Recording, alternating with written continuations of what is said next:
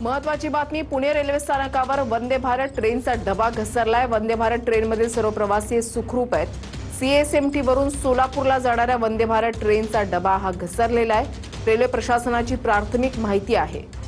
वंदे भारत ट्रेनचा डबा हा घसरलेला आहे, मात्र सर्व प्रवासी सुखरूप आहेत। सीएसएमटी वरून सोलापूरला जाणारी ही वंदे भारत ट्रेन आणि त्याचा डबा घसरलेला आहे। सर्व प्रवासी सुखरूप आहेत। लक्ष्मण जाधव आमचे प्रतिनिधी आमच्या सोबत आहेत, अधिक माहिती त्यांच्याकडून जाणून घेणार आहोत। लक्ष्मण, सध्याचे अपडेट्स।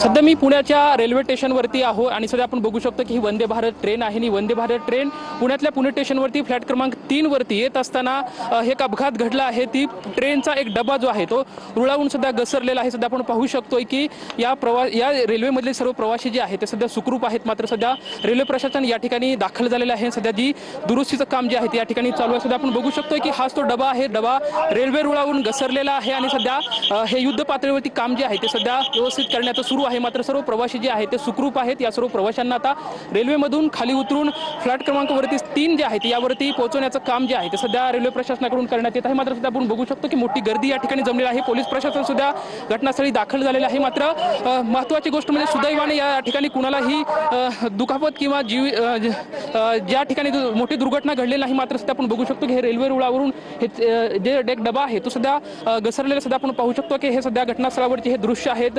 आपण पाहू शकतोय की सध्या फ्लॅट क्रमांक 3 वरती ही रेल्वे येत असताना वंदे भारत ही ट्रेन आहे। खरं तर मोठ्या प्रमाणात या ठिकाणी प्रवासी या रेल्वेमधून प्रवास करत असतात। सुदैवाने खरं तर या ठिकाणी कुठलीही जीवितहानी किंवा कुठल्याही प्रवाशांना जखमी जे आहे ते झालेले नाहीत। मात्र सध्या आपण बघू शकतो की युद्ध पातळीवरती हे काम जे आहे ते सध्या दुरुस्ती करण्याचं काम आहे।